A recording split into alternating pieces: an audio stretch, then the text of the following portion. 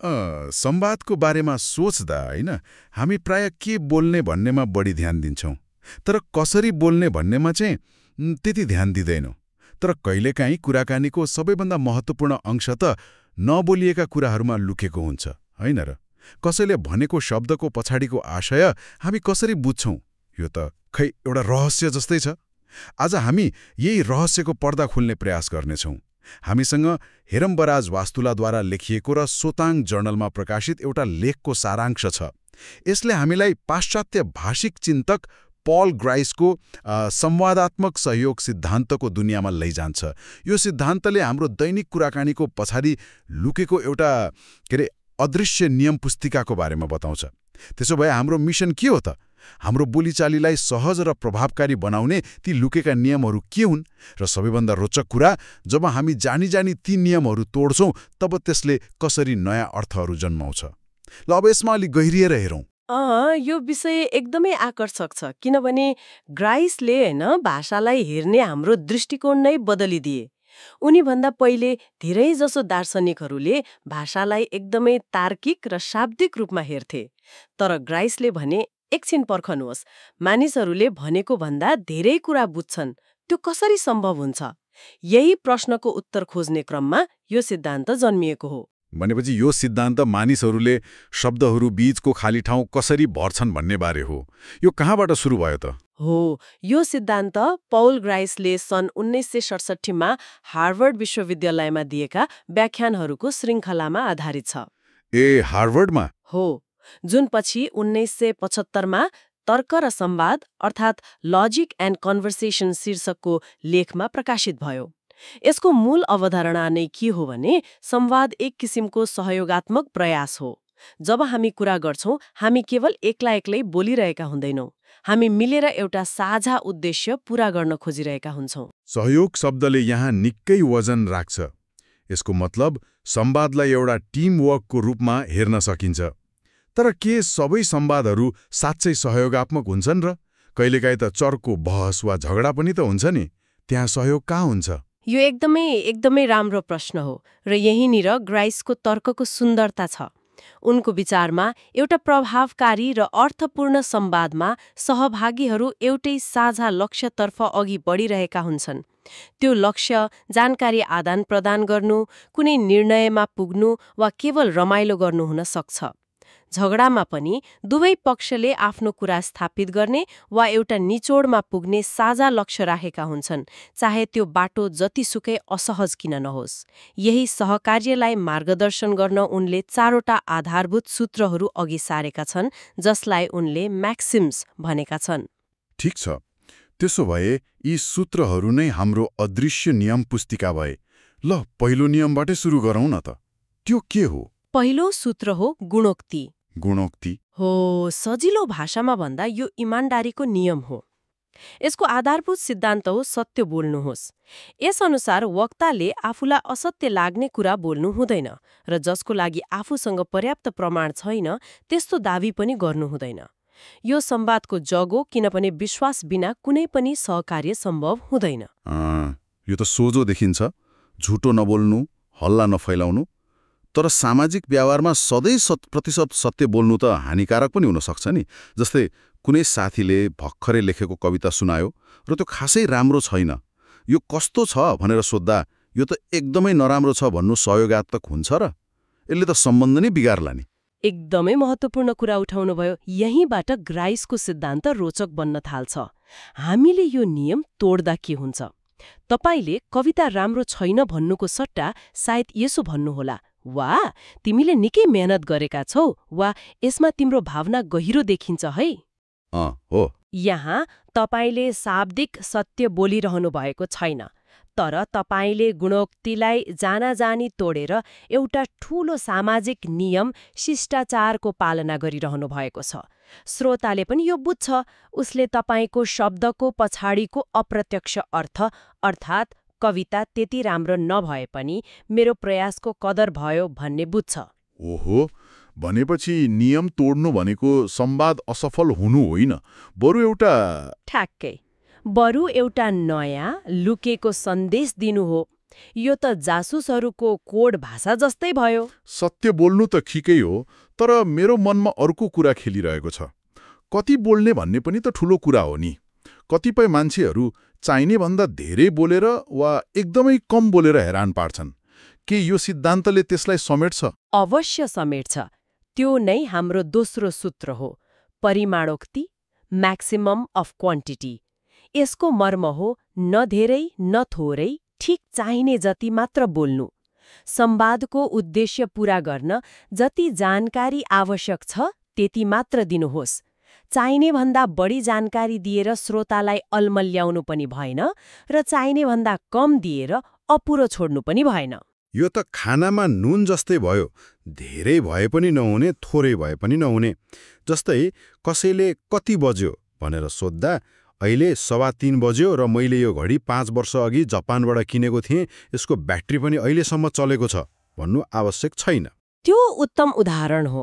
अब यसलाई तोड्दा के हुन्छ त्यो हेरौँ। मानौ तपाईले आफ्नो कुनै सहकर्मीलाई सोध्नुभयो, हिजोको मिटिङको लागि तयार पारेको रिपोर्ट खै? र उसले जवाफ दियो, मेरो ल्यापटप बिग्रियो। यहाँ उसले शाब्दिक रूपमा तपाईको प्रश्नको जवाफ दिएको छैन, तर उसले परिमाणोक्तिलाई तोडेर अप्रत्यक्ष रूपमा के भनिरहेको छ भने रिपोर्ट तयार छैन र त्यसको कारण मेरो ल्यापटप बिग्रिनु हो। अनि कहिलेकाहीँ हामी जानी कम बोल्छौँ नि। जस्तै कसैले मेरो नयाँ कपाल कस्तो छ भनेर सोद्धा अलि फरक देखिएको छ मात्र भन्यो भने त्यसले त मलाई खासै मन परेन, तर म सिधै भन्न चाहन्न भन्ने अर्थ लगाउँछ, होइन र? ट्याक्कै। त्यो एकदमै कम जानकारी दिएर अर्थात् परिमाणोक्तिलाई तोडेर सृजना गरिएको अर्थ हो। यसले देखाउँछ कि हामी संवादमा कति कुशल छौं। हामीले नियमहरू पालन गरेर मात्र होइन, तिनीहरूलाई कलात्मक रूपमा तोडेर पनि अर्थ सृजना गरिरहेका हुन्छौं। ठिक छ, भनेपछि साँचो बोल्ने, ठिक मात्रामा बोल्ने। अब तेस्रो कुरा आउँछ प्रसङ्गको। कहिलेकाहीँ कुरा एउटा विषयमा भइरहेको हुन्छ, कोही आएर अर्कै असम्बन्धित कुरा झिक्दिन्छ, त्यसले पुरै कुराकानीको लय नै बिगारिदिन्छ। यसको बारेमा यो सिद्धान्तले केही भन्छ? हो, त्यो तेस्रो सूत्र हो, सम्बन्धोक्ति, म्याक्सिमम अफ रिलेसन। यो सायद सबैभन्दा सरल र सोझो सूत्र हो। यसले भन्छ, सान्दर्भिक वा प्रसङ्ग अनुसार बोल्नुहोस्। संवादलाई लक्ष्योन्मुख बनाउन तपाईको भनाइ चलिरहेको कुराकानीसँग सम्बन्धित हुनुपर्छ। यदि कुरा फुटबलको बारेमा भइरहेको छ भने अचानक तरकारीको मूल्यको कुरा गर्नु सान्दर्भिक हुँदैन। यसले संवादलाई एकै ठाउँमा केन्द्रित राख्न मद्दत गर्छ। तर यो नियम तोड्नुको पनि त कुनै अर्थ होला नि? मलाई लाग्छ यो हामी सबैभन्दा धेरै प्रयोग गर्छौं, विशेष गरी कुनै अप्ठ्यारो प्रश्नबाट बच्न। तपाईले एकदम सही ठाउँमा समात्नुभयो। राजनीतिज्ञहरू यसमा माहिर हुन्छन्। हो र? हो नि।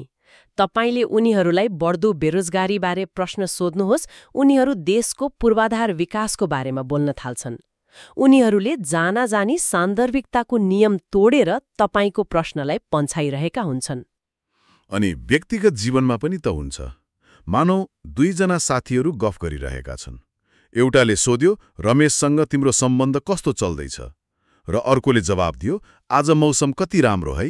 हो, त्यो जवाबले स्पष्ट रूपमा सान्दर्भिकताको नियम तोड्यो, तर त्यसको अप्रत्यक्ष अर्थ एकदमै शक्तिशाली छ।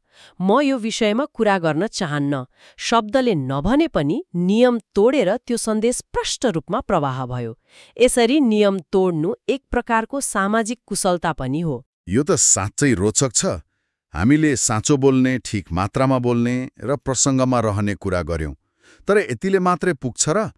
कहिलेकाहीँ मान्छेले यी सबै कुरा पूरा गरेर पनि यस्तो घुमाउरो अस्पष्ट पाराले बोल्छ कि केही बुझिँदैन। यसको बारेमा यो सिद्धान्तको के भनाइ छ? त्यसका लागि चौथो र अन्तिम सूत्र छ, व्यवहारोक्ति, म्याक्सिम अफ म्यानर। यसले के भनियो भन्दा पनि कसरी भनियो भन्नेमा जोड दिन्छ। सजिलो भाषामा भन्दा यो स्पष्टताको नियम हो। यस अनुसार तपाईको भनाइ स्पष्ट, संक्षिप्त र क्रमबद्ध हुनुपर्छ। अस्पष्ट शब्दहरू प्रयोग नगर्नु, द्विविधा हुने खालका वाक्यहरू नबोल्नु र आफ्नो कुरालाई सिलसिलेवार ढङ्गले प्रस्तुत गर्नु यसभित्र पर्छ। जस्तै कसैले फर्निचर किनेर ल्यायो र त्यसलाई जोड्ने तरिका लेखिएको कागजमा यति जटिल भाषा प्रयोग गरिएको छ कि केही बुझिँदैन। त्यो व्यवहारोक्तिको उल्लङ्घन भयो होइन? हरूले कुनै कुरा लुकाएर भन्नु पर्यो भने उनीहरू अस्पष्ट भाषा वा साङ्केतिक शब्दहरू प्रयोग गर्छन्। हामी बाहिर गएर आइसक्रिम खाने हो कि भनेर हिज्जे गरेर भन्नु व्यवहारोक्तिको उल्लङ्घन हो, तर त्यसको उद्देश्य स्पष्ट छ, बच्चाहरूले नबुझुन्। अनि शिष्टाचार देखाउन पनि त यसको प्रयोग हुन्छ। जस्तै अफिसमा हाकिमले यो रिपोर्ट आजै सकिए त राम्रो हुन्थ्यो भन्नु र यो रिपोर्ट आजै सकाऊ भन्नुमा फरक छ। पहिलो वाक्य अलि अस्पष्ट छ, तर त्यसले आदेशलाई अनुरोधको रूपमा प्रस्तुत गरेर कुरालाई नरम बनाउँछ। तपाईले ठ्याक्कै मर्म बुझ्नुभयो। त्यो अप्रत्यक्ष आदेश हो। व्यवहारोक्तिको नियम तोडेर अर्थात् सिधा र स्पष्ट नभनेर हाकिमले आफ्नो पदीय शक्तिलाई नरम रूपमा प्रस्तुत गरिरहेको छ। यसले देखाउँछ कि यी नियमहरू केवल भाषाका नियम होइनन्, यिनीहरू सामाजिक अन्तर्क्रियाका औजार हुन्। स्तर, मात्रा, सम्बन्ध र तरिकालाई एकै ठाउँमा राखेर हेर्दा एउटा समग्र चित्र कस्तो बन्छ? यो त हामीले थाहै नपाई हरेक दिन प्रयोग गरिरहेको एउटा जटिल प्रणाली रहेछ। हो, र ग्राइसको सिद्धान्तको सुन्दरता नै यही हो। उनले के भने हामी पूर्वनिर्धारित रूपमा के मान्छौं भने अर्को व्यक्तिले यी नियमहरू पालन गरिरहेको छ, र जब उसले कुनै नियम तोडेको जस्तो देखिन्छ हाम्रो दिमागले तुरुन्तै सोध्न थाल्छ किन। हामी मान्दैनौं कि उसले गल्तीले वा मूर्खताले त्यसो गर्यो। हामी मान्छौं कि उसले जानायानी त्यसो गरेर कुनै लुकेको अर्थ बताउन खोजिरहेको छ। यही प्रक्रियालाई ग्राइसले इम्प्लिकेचर अर्थात् अप्रत्यक्ष अर्थ भनेका छन्। भनेपछि व्यङ्ग्य मतलब सार्क्याजम पनि यही नियम तोडेर गरिन्छ होला। जस्तै बाहिर मुसलधारे पानी परिरहेको छ र कसैले भन्छ, वाह, बाहिर घुम्न जान कति राम्रो मौसम है। उसले त गुणोक्तको नियम, सत्य बोल्ने नियमलाई ठाडै उल्लङ्घन गरिरहेको छ। एकदम सही। त्यहाँ श्रोताले तुरुन्तै बुझ्छ कि वक्ताले भनेको कुरा सत्य होइन। त्यसपछि दिमागले सोध्छ, यदि यो सत्य होइन भने उसले किन यसो भन्यो, अनि निष्कर्षमा पुग्छ ऊ ठ्याक्कै उल्टो कुरा भन्न खोजिरहेको छ। व्यङ्ग्य, विडम्बना र धेरैजसो हास्यरस यही नियमहरूलाई जानाजानी तोडेर सृजना गरिन्छ। आज हामीले पाउल ग्राइसको संवाद सिद्धान्तका 4 आधारभूत स्तम्भहरूमाथि गहिरो छलफल गर्यौं।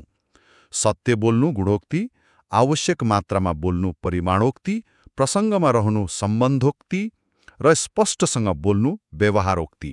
तर हामीले यो पनि बुझ्यौं कि यी केवल नियमहरू होइनन्, यिनीहरू एउटा आधार रेखा हुन् जसको आधारमा हामीले संवादको विशाल र जटिल संसारमा आफ्नो बाटो बनाउँछौं।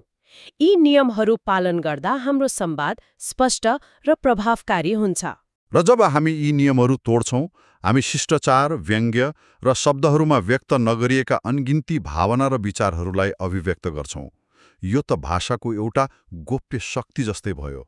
हो, स्रोतले यी नियमहरू पालन गर्दा हुने फाइदाबारे त बताएकै छ, तर यसको गहिरो अर्थ भनेको संवादमा सहभागी हुनु भनेको एउटा नृत्यमा भाग लिनु जस्तै हो, जहाँ कहिले हामी नियम अनुसार पाइला चाल्छौं र कहिले जानी जानी फरक पाइला चालेर नृत्यलाई अझै सुन्दर र अर्थपूर्ण बनाउँछौं। अब एउटा विचारणीय प्रश्न छोडेर जाउँ। हामीले कुरा गर्यौं कि यी नियमहरू तोडेर हामी लुकेका अर्थहरू सृजना गर्छौं, तर के यो सधैँ सफल हुन्छ? कहिलेकाहीँ हामीले व्यङ्ग्य गर्दा अर्को व्यक्तिले त्यसलाई शाब्दिक रूपमा लिदिन सक्छ वा हाम्रो मौनतालाई गलत अर्थ लगाउन सक्छ। संवादको यो अदृश्य तहमा हुने गलतफहमीहरूले हाम्रो सम्बन्धलाई कसरी असर गर्छ? अर्को पटक कसैसँग कुरा गर्दा उनीहरूले के भनिरहेका छन् भन्ने मात्र होइन, उनीहरूले यी नियमहरूलाई कसरी प्रयोग वा उल्लङ्घन गरिरहेका छन् भनेर ध्यान दिनुहोस्। सायद तपाईले कुराकानीको एउटा पुरै नयाँ तह पत्ता लगाउनुहुनेछ।